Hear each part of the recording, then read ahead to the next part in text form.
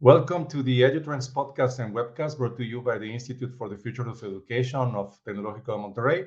I am José Pepe Escamilla, Institutes for the Future of Education Associate Director. Today's episode guest is Courtney Brown, Vice President of Impact and Planning for Lumina Foundation. It's a pleasure to have you here, Courtney. Thank you so much. It's wonderful to be with you. Thanks. Why don't you start telling us about Lumina Foundation's work and role? Sure. Thanks. So Lumina Foundation is a private foundation in the United States. We formed in about the year 2000, and our focus is solely on post-secondary education. Everything beyond high school is what we focus on. And specifically in 2009, we set a goal for the nation. And our goal that we set for the nation is that by 2025, 60% of people in the United States will have a degree, certificate, or some other high quality credential. So that's by the year 2025, 60%. Currently, we're at about 52%, but when we set the goal in 2009, we were at 38%. So we've made a great deal of progress, but we still have a ways to go until we get to 2025. Okay. Thanks. It's a very huge initiative. I would like to know how do you measure the impact of your initiatives? Yeah, great question. So at Lumina, we focus all of our efforts, as I said, on post-secondary education. We're really working to change the system. And at the core of everything that we focus on is racial equity. We focus our efforts on Black, Latino, Hispanic, and Native American adults in the United States. And so when we set the goal in 2025, the 60% goal, we recognized that we had to hold ourselves accountable and we had to be transparent about where we were or where the nation was in reaching that goal. And so we created something called Stronger Nation. Stronger Nation originally was a 200-page book that had all the data on attainment in the United States that was disaggregated by state, by race, ethnicity, and by age. And so anyone could take the book and kind of see where the nation was or look and see where their state was.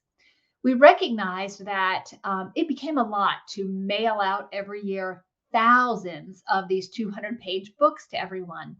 It also didn't allow us to be more nimble about providing updates to any data. And so right now, anyone can go online to Stronger Nation. If you just look up Stronger Nation, Google Stronger Nation and Lumina Foundation, and you'll see this online tool.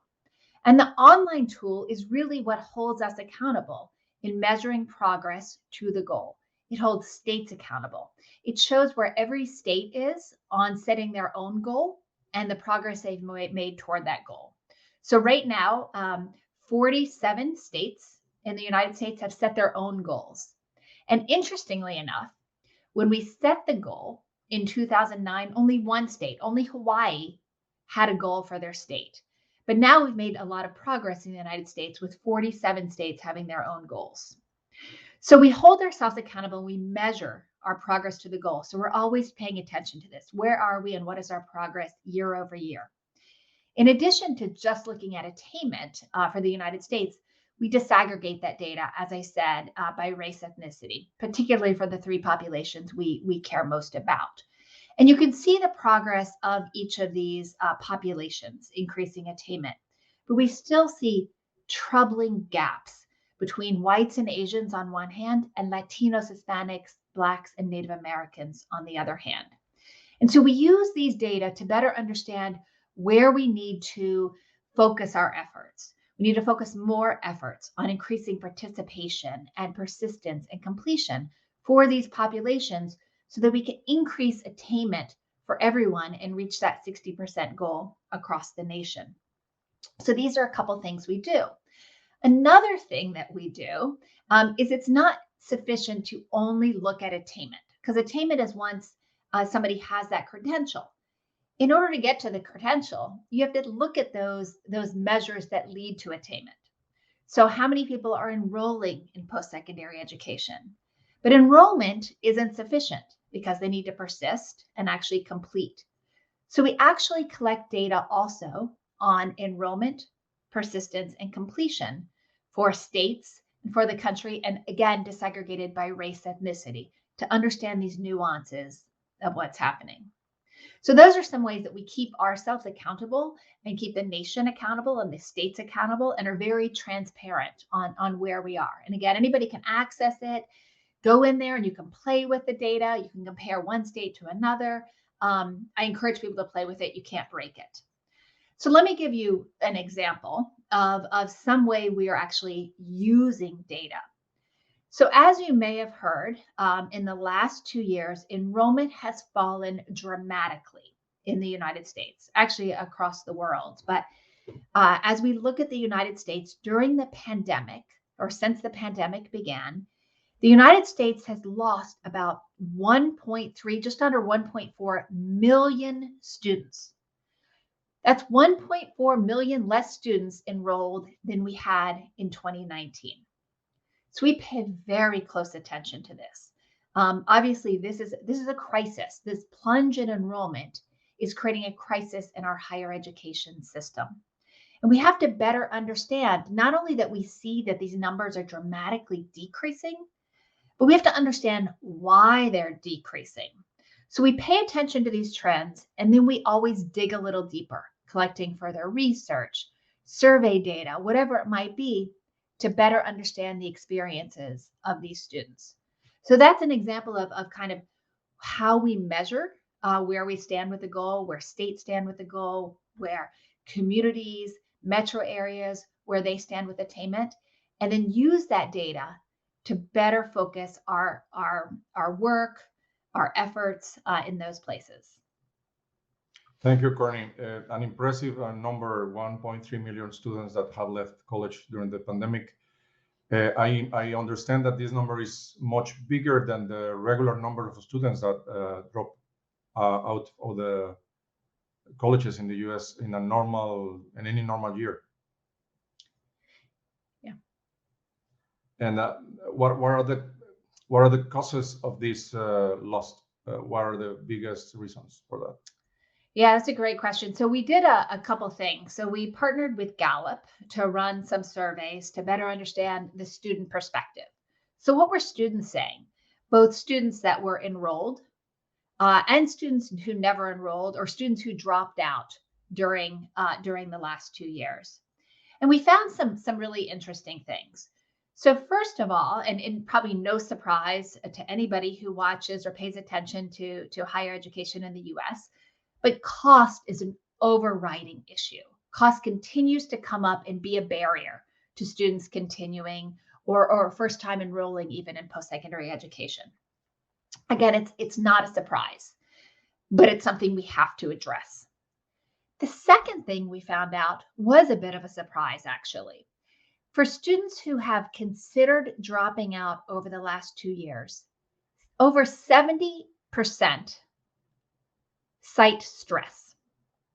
Emotional stress is creating an incredible barrier to our higher education students today.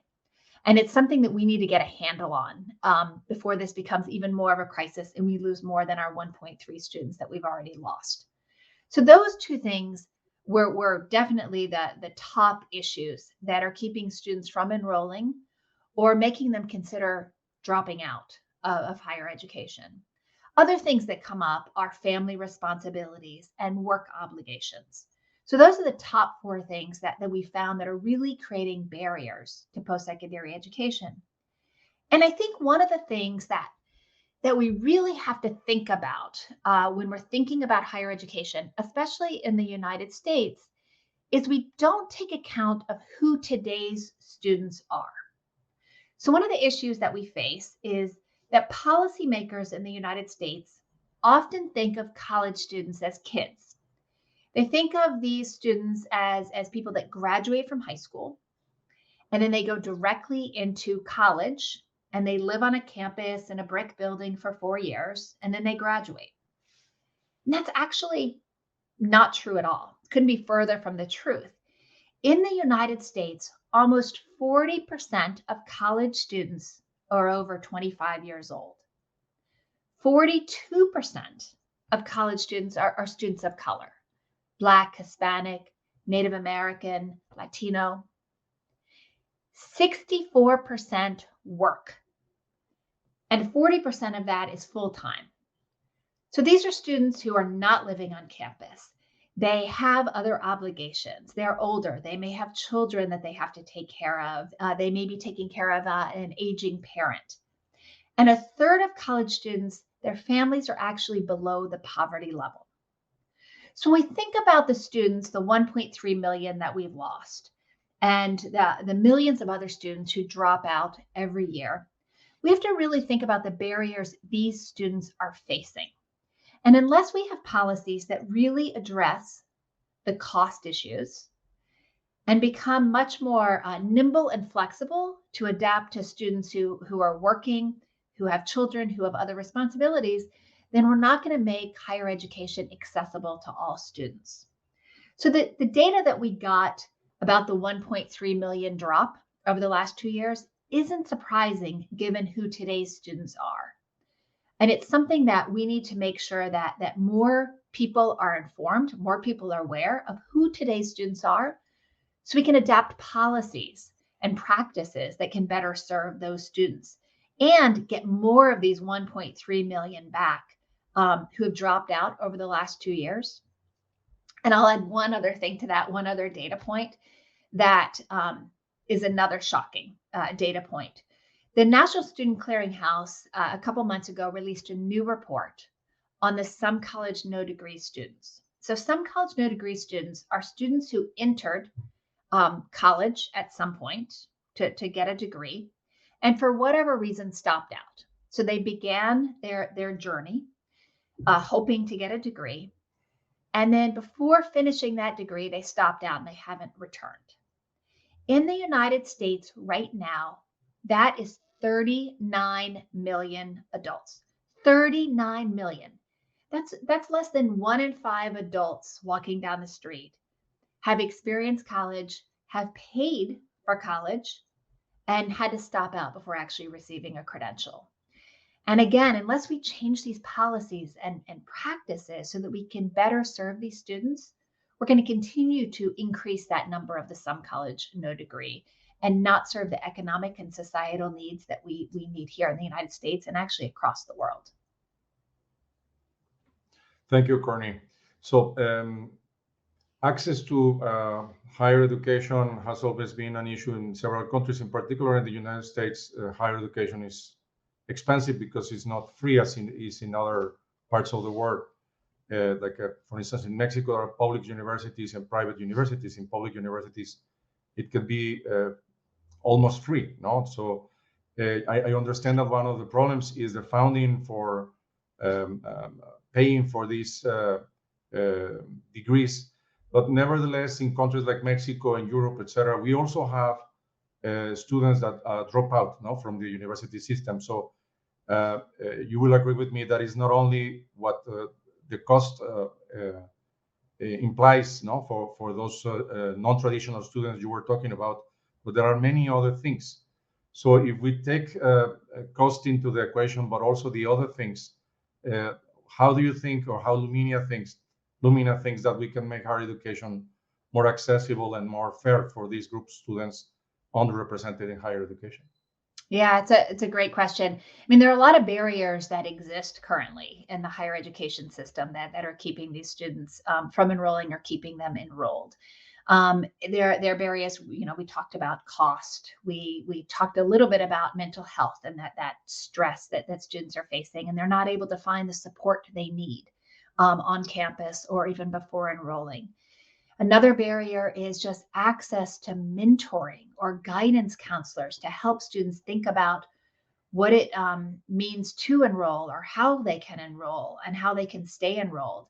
And this is an issue that faces first-generation students who may not have access to family members or others who have experienced higher education and don't have another adult they can speak to about navigating getting into enrolling, getting into college, but also what to do when you're there. They often feel like they're a foreigner on the campus without access to secret information about how it is to be a college student. So we have those issues. We also have barriers for, as we talked about, these are adults that are attending higher education. And classes may not be offered when they're able to attend because they're working. They may not have access to campus. They may not have transportation or stable housing or access to food. So we have to think about all of these things. So a couple things we need to do. We need to obviously address cost. We need to think about how we can increase access to financial aid opportunities for all students, but particularly those students that don't have access to need-based aid. Secondly, we have to think about comprehensive student supports. So this isn't just academic tutoring, but this is access to mental health services. This is access to food banks, housing. And this is housing not just for traditional age students, but what about those students with children and other needs that they might have? So we need to think about all of those supports when we think about what a student needs on campus. So those are two things that we need to begin to think about. We also need to reduce restrictions that some institutions have in being able to serve these students, in providing these access to care and housing and financial aid. Yeah, very interesting. Are there any good examples of universities or states that are doing something to move the needle in the right direction, given this kind of support? I think we saw a lot of great examples during the pandemic. I mean, obviously, that was a stressful time for all, and it hit institutions hard.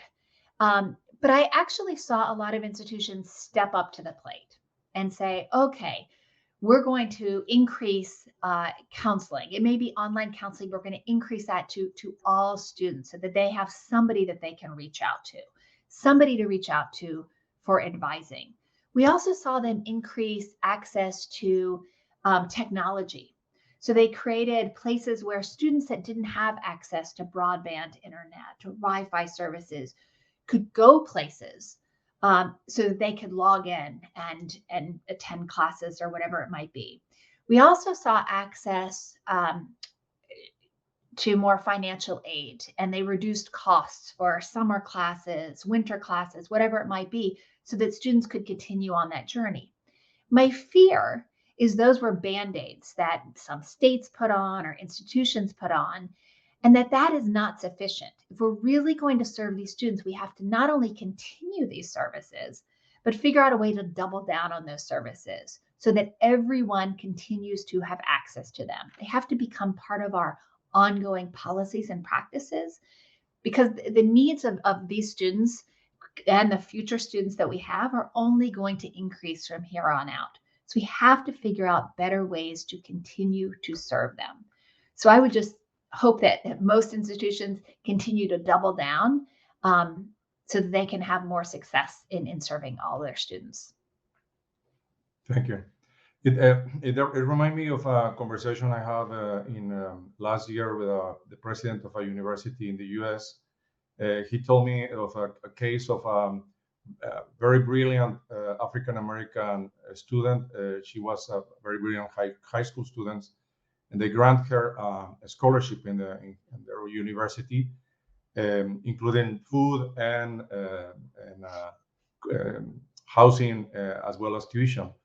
And they thought that doing that was enough, for the success of the student. But there were many things related to that, even the way of how you say that in English, to relate to your peers, the way that you relate to your peers created a shell on her that she was not connecting with the students. And these are the kind of things that are very difficult because they're very soft. Most of the time, universities feel they are not working on that field, So what I'm hearing from you is that you have to put the student at the center and think of the student with all the needs and the context. And universities have to develop programs to make sure that every student thrives in the university. Absolutely. I mean, not only that every student thrives, but every student feels safe on their campus, and they see people that look like them and can relate to them. Your example is brilliant, because we find that many students, particularly students of color, when they're on a campus, they don't see a lot of people that look like them, especially in leadership and in their faculty. So institutions need to do a much better job of hiring more diverse faculty, more diverse administrators, and more diverse leaderships. So when a student comes on campus, they can see people that look like them. They can have mentors there, and understand that they can succeed because of that.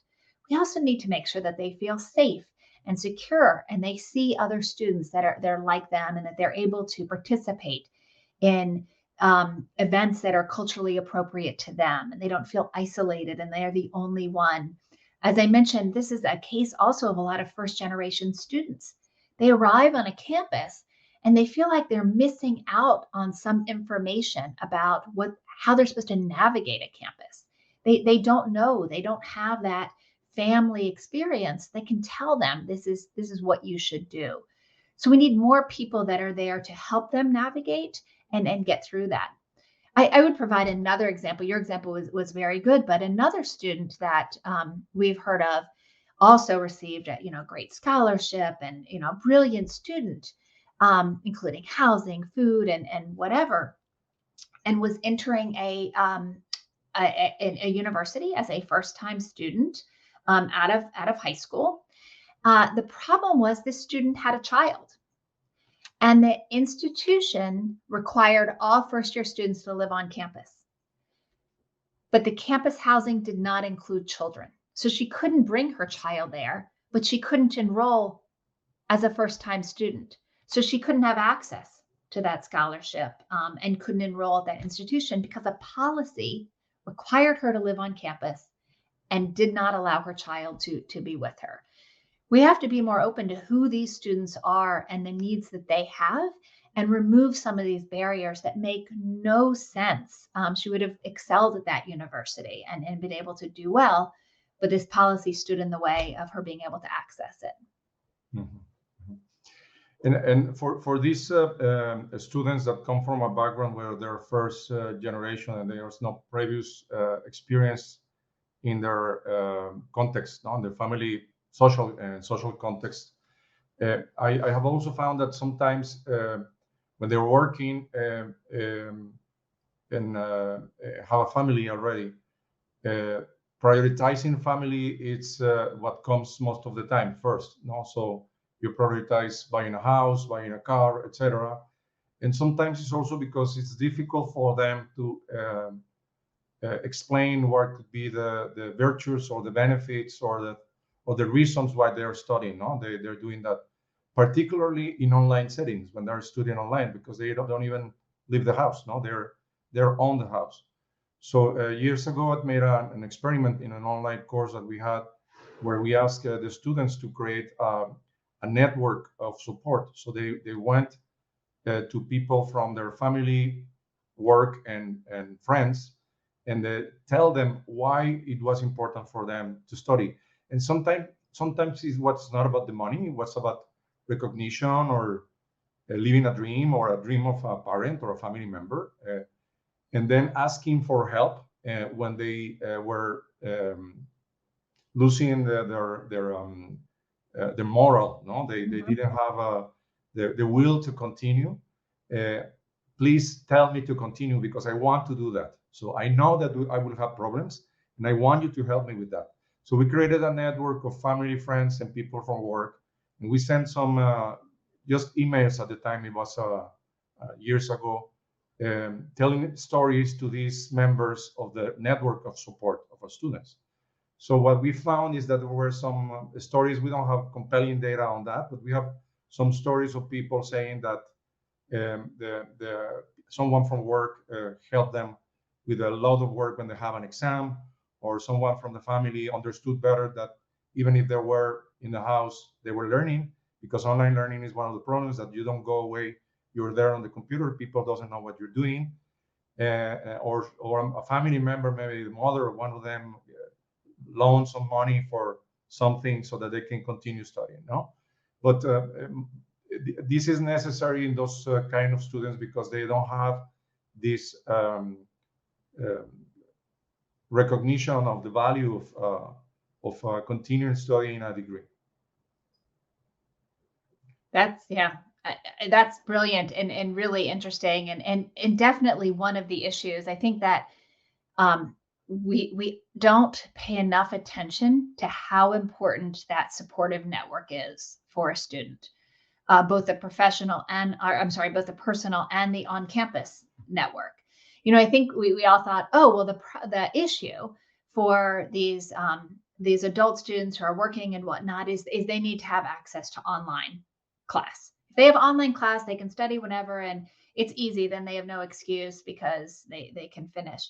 But it's really isolating to just be online. We learned that over the last 2 years. And if the people around you, if your family and your closest friends don't understand what you're doing, it's really hard for that person to continue to sit in their house or wherever it might be, or say they have to go to the library when there are all these other obligations. There's children obligations, there's parental obligations, there's work obligations, and to prioritize what others may see as just sitting and staring at a screen for an hour is really hard for people to understand. So I love that idea of how do you encourage a personal network of supporters. And I think more institutions also have to help create that network of support. So if the family network isn't there, these students have some other network of support. So being isolated and just being on the screen all day, again, as we all learned the last 2 years, is not the answer. There has to be some way where you're interacting with your fellow students, with the faculty members, in other ways. Another place where I think that students need to get more support is from their employers. Employers need to step up and figure out a way to both help support financially, but also to help be part of that supportive network for their employees as they pursue whatever credential it might be. Obviously, the employer is the one benefiting at the end of the day from their employees getting further education, and they need to step up and be part of this supportive network also. Thank you. It also reminds me of a university, I think it was in Paris that I went, they also had faculty members that were first generation that talked to students, so that they know that there are people in the university. I am first generation, for instance, and in my family, many people doesn't know. And that's also an importance of having these role models and people you can approach to. I want to move to back to one number that you gave: 39 million of adults with some college and no degree. And I was thinking, as you said, that this is a big number of people that are not finishing a college degree, but there could be some opportunity there to take part of what they have learned and to bundle it up in some credential that could be recognized in the market. What's your point of view of that? Yeah, absolutely. Many of these, probably millions of these students, were really close to finishing. So first of all, I would say that those that are close to finishing that degree, whether it's a 2-year associate's degree or 4-year bachelor's degree, we need to figure out how to get them those last few credits. And the credits don't necessarily have to come from seat time.